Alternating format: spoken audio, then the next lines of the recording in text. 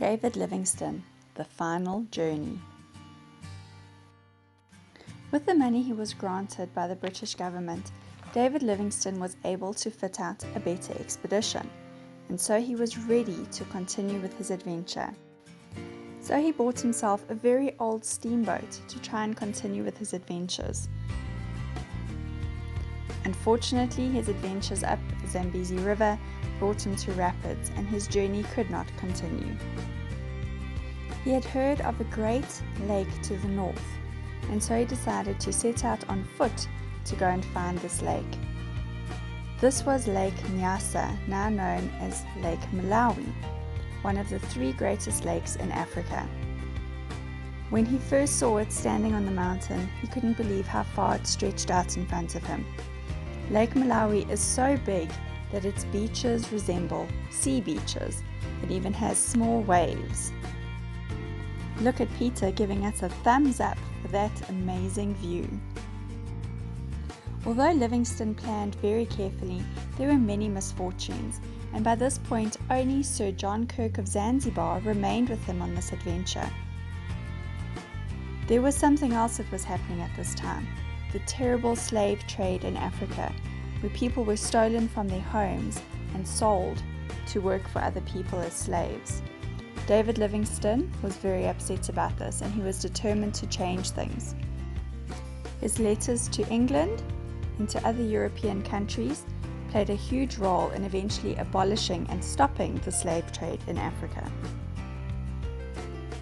Livingstone decided to explore Lake Nyasa, and he needed a sailboat which was carried overland, across the land to the lake for his explorations.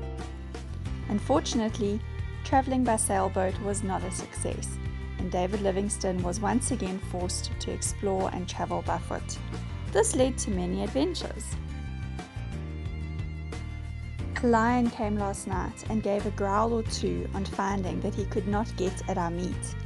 Our people kept up shouting for hours afterwards in order to scare him away.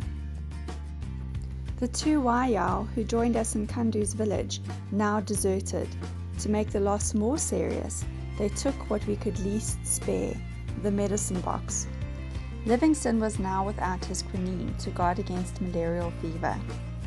Because of this, he became very, very sick. Stricken by fever and with very little food, he struggled on until he was forced to return to a place called Ujiji, on the east shore of Lake Tanganyika. With him were his faithful helpers, Susie and Chuma, who remained with him till the very, very end. At this stage, nobody in England had heard from Livingstone for 4.5 years, and many people thought that he had died in Africa. In order to find out what happened to him, an American newspaper sent a young man called Stanley to Africa, and he eventually found Livingstone at Ujiji. Stanley described the meeting as, "I took off my hat and said, 'Dr. Livingstone, I presume?' 'Yes,' he said, with a kind smile." The medicine Stanley brought with restored Livingstone's health, and together they set out to explore the shores of Lake Tanganyika, travelling by boat. Stanley eventually left Livingstone at a place called Unyanyembe, where some much-needed stores were waiting for him. Livingstone's plan was to explore Lake Bangweolo and then go into Katanga and then eventually get back to Ujiji. But in spite of his appearance, he was very, very sick, and he only made it to a place called Olalla, where he died on the 1st of May, 1873.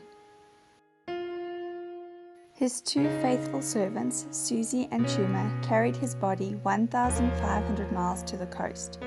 It was brought back to England, and David Livingstone was buried in Westminster Abbey.